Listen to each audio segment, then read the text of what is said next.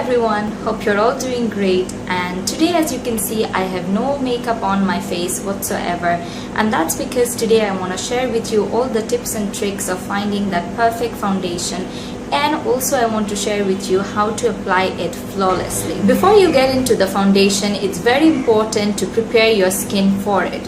Now what that basically means is to clean your face thoroughly and moisturize it.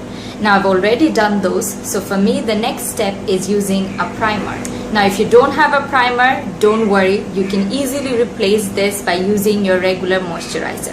Especially if you have dry skin, I feel you don't really need a primer because your dry skin tends to hold on to the foundation much longer anyways, so you can just skip this step and use a moisturizer instead. But if you have oily skin, you might want to use a primer which is specially designed to control oil so that it doesn't seep through your makeup during the day. Or if you have large pores, then you might want to use a primer that is designed to fill in those pores. So it basically depends on what sort of skin you have, what are your skin's problems. So you must understand your skin type and what your skin needs, and then choose a product which meets those needs. Now I have dry to normal skin, so I can very easily skip a primer. It's not a necessity for me. But during this time of the year, it's really hot and humid here in Bangladesh. So when I know that I'll be staying out throughout the day for a long period of time, I do prefer using a primer, especially on my T-zone, because I can get a little shiny there throughout the day. So the primer that I like to use is this Rimmel Fix and Perfect Primer. So I'll just take a pea-size amount and dab it on my T-zone.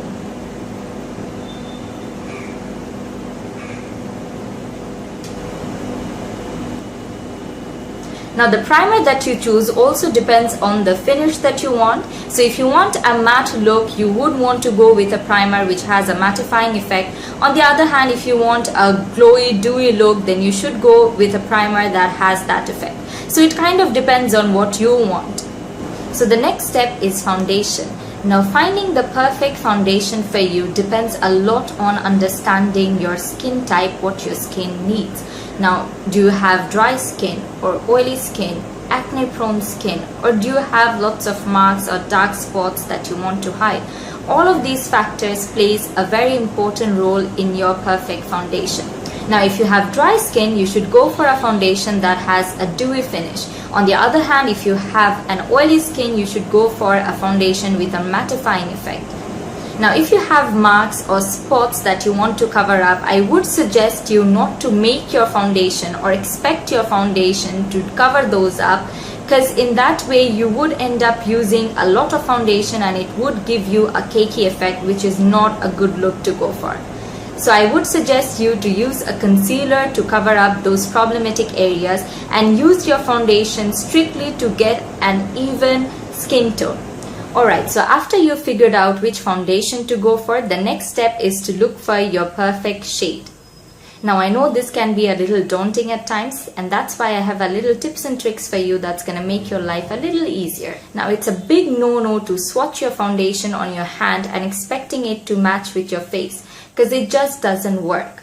Most of the times our hand and our face is not of the same color. Now what most of the people suggest is to swatch your foundation on your jaw so that you can see whether it matches with your face as well as your neck area. Because you don't just want to match it with your face and not with your neck, because then when you apply it, it would look like as if you're wearing a mask. So now as you can see, my face is a little darker than my neck and my chest. So when I'm looking for a foundation, I try to match it with my neck so that when I apply it on my face, everything blends in seamlessly. Now the next step is to decide what to use the foundation with. So you can use your fingers, some sort of a sponge or a beauty blender, or my favorite, brushes. Now I prefer using these sort of brushes which are really densely packed and flat, because this helps to buff the foundation into your skin nicely and it doesn't leave any streaky marks or lines or anything on your face. So today I'll be using my L'Oreal True Match Foundation in the shade W5, and I'll be using it with my Real Techniques buffing brush. So pour a little on the back of your hand Then just stipple it on your brush and go ahead and stipple it on your face. I like to spread the foundation evenly on my skin first, and then I go ahead and buff it in.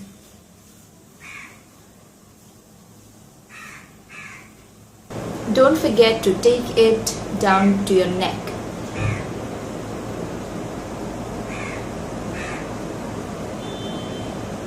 So now I'm done with my foundation. Now as you can see, I didn't really go for a very heavy coverage because I don't really have that problematic areas to cover. All I wanted is an even skin tone, and I think I have got that. Now I would suggest you to go with a light layer at first and then gradually build it up depending on how much coverage you need. In that way you won't end up having a cakey face.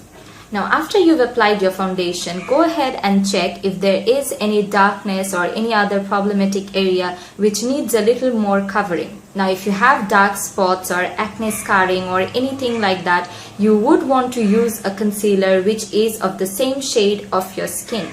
Because using something lighter than your skin tone is actually going to accentuate those problematic areas rather than hiding it. So you would want to use something which is of the same color as your skin so that it camouflages it. Now if you have really bad under eye circles, you should use a peachy salmon colored concealer because that's going to counteract the darkness and hide it.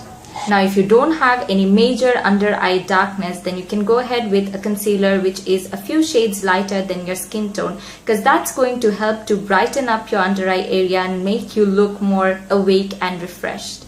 So like always, today I'm going to be using my Collection Lasting Perfection Concealer in the shade Warm Medium 3. Now I just put this under my eye using this doe foot applicator, and then I'm going to go ahead and blend it in using a tapered kabuki brush. Create this triangular shape because that would really help to accentuate your cheekbones. Then to buff in the concealer, I am going to be using this tapered kabuki brush.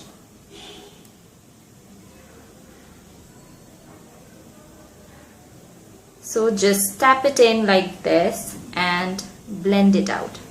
Drag it a little towards your temples.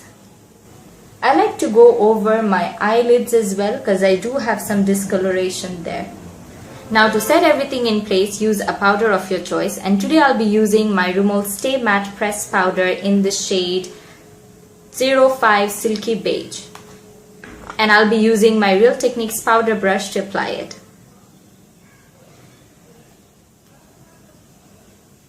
Use a light dusting of powder because you don't want to end up having a cakey face. So now you have the perfect canvas ready for any makeup look that you want.